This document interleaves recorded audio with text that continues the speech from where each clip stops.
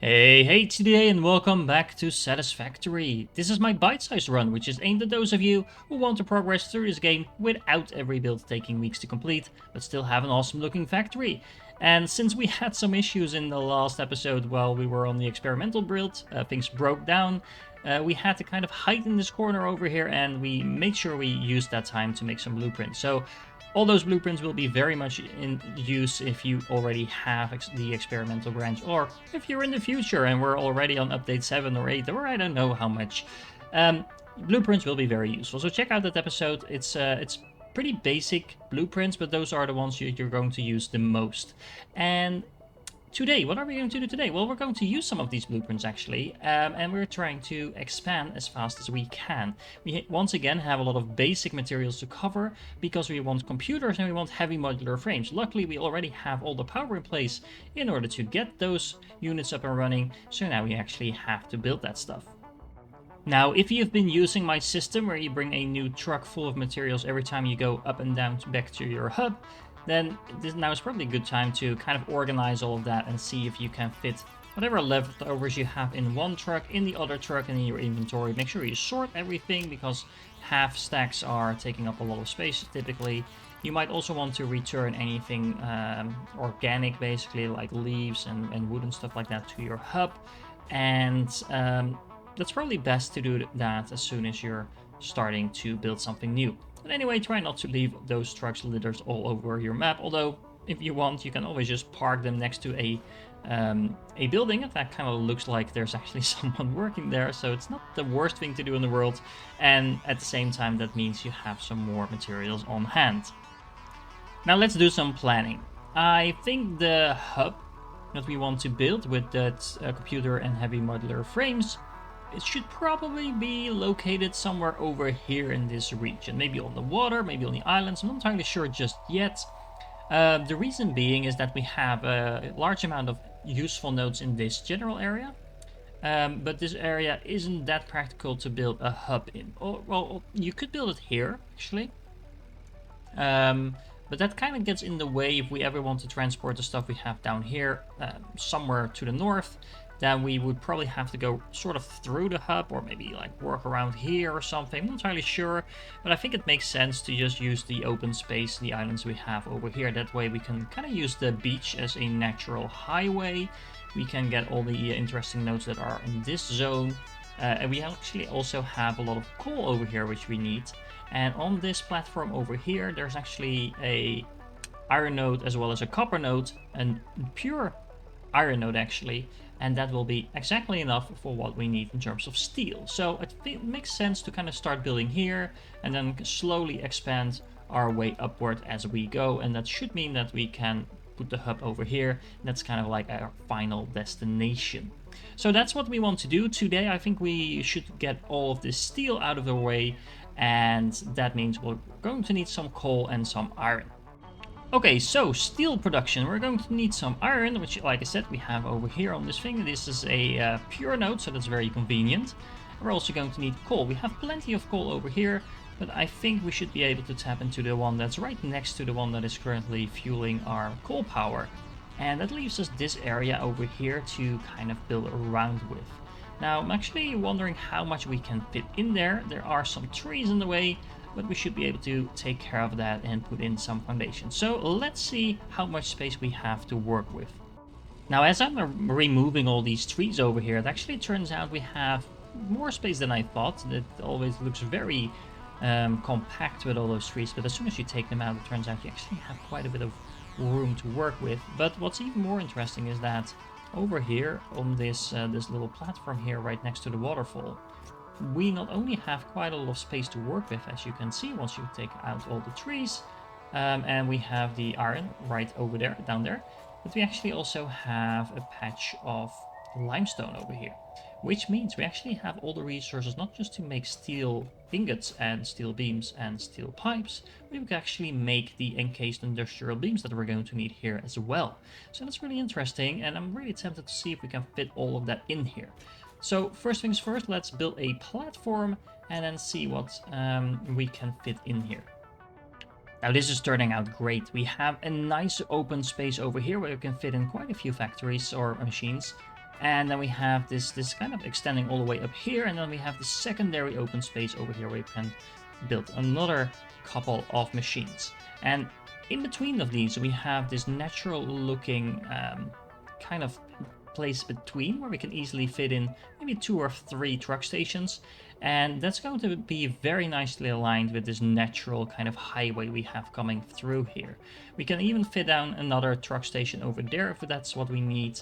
And if we decide to go vertical, we can actually go up this cliff, and then if you look on the map, this cliff is actually a natural highway as well, so we can even put in a truck station all the way up there, although it's going to be a little bit tight if we build it over there. But if we build it, for example, here, it shouldn't get too much in the way. And here is actually kind of where these trees are, right next to the waterfall. So we have a lot of space to work with. I'm actually thinking that maybe we should be using some of our nice and clean looking builds where we have the floor lifts and things like that, the floor holes, that's what I mean.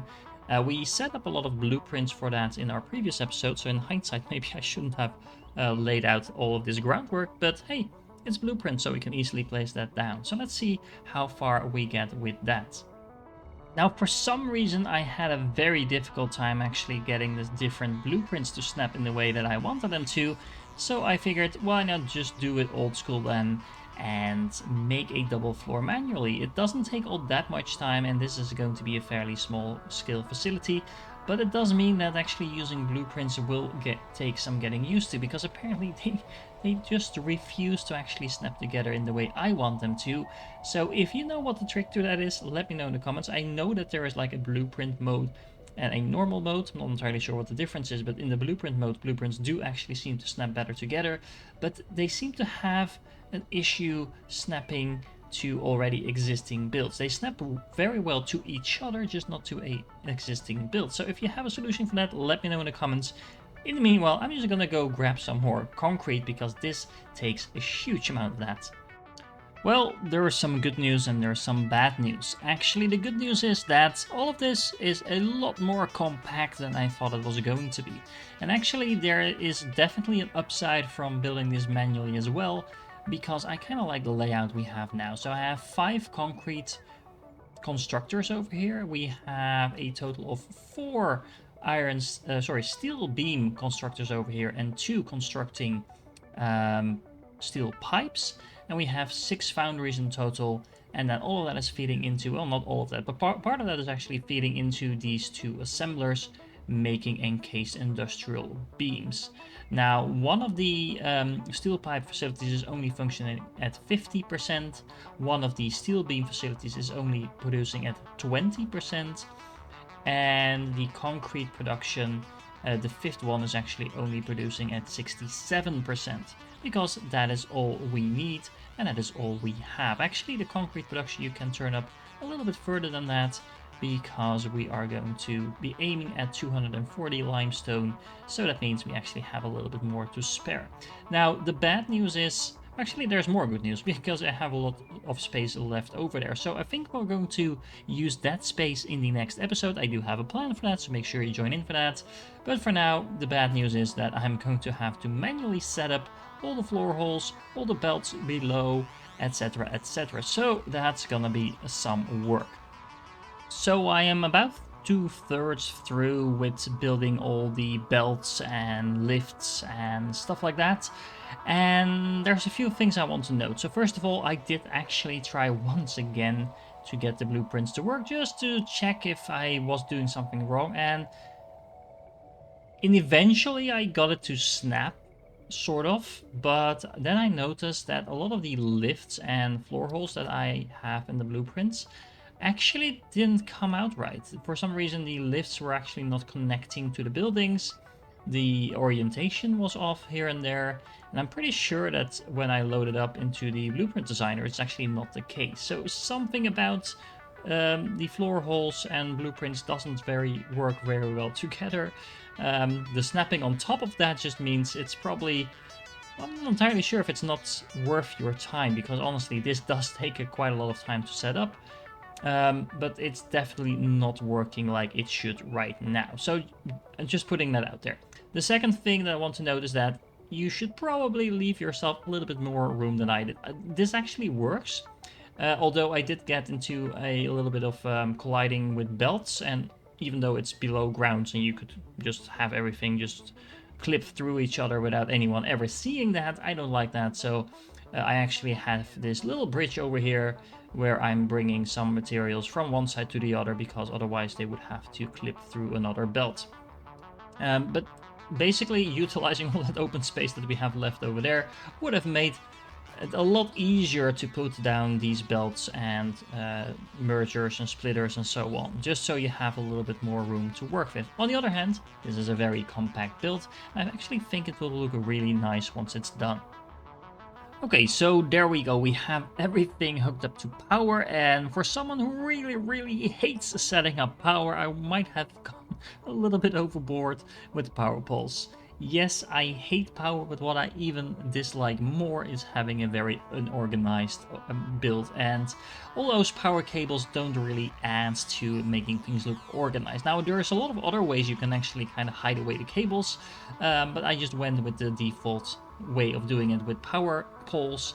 However, I gave every building its own individual power pole. It actually makes it fairly straightforward to set up as well, so you just place it in the exact same location for every machine, and then it's a matter of just connecting all of them up, and of course connecting them all to the machine. And as you can see, that just makes it look very organized. Now the real question is, does everything work?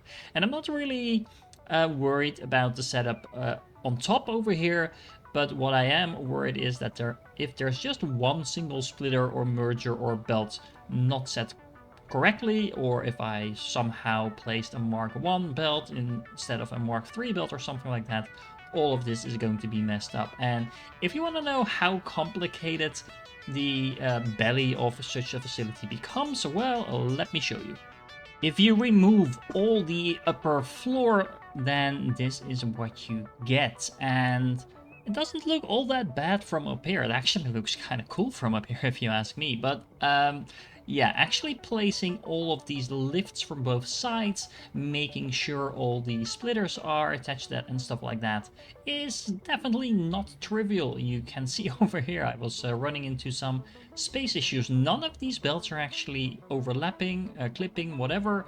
There's one place in particular over here where I had to have two belts crossing, and there's just enough room on a secondary level to make that happen without anything clipping through each other, so I did that as well.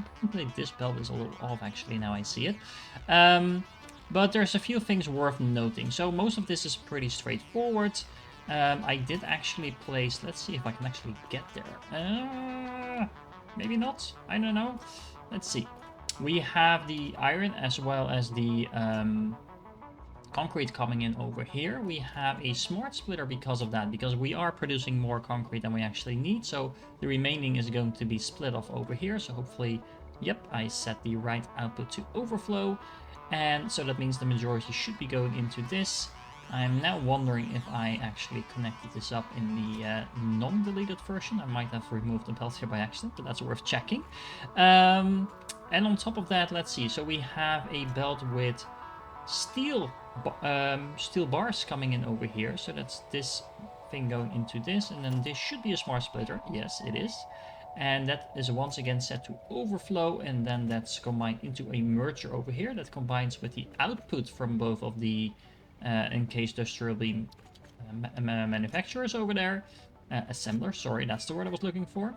So then we have those two coming in on this belt, sorry about that, on this belt over here, and it goes all the way through, and then that combines with the output belt of this one over here, which is the belt that comes all the way from over here from the steel pipes all the way through, merging into this one, and then all three items are going to go on this belt over here, down this lift over here, and apparently the lift isn't actually connected, so I'll need to fix that in a moment, into this smart splitter.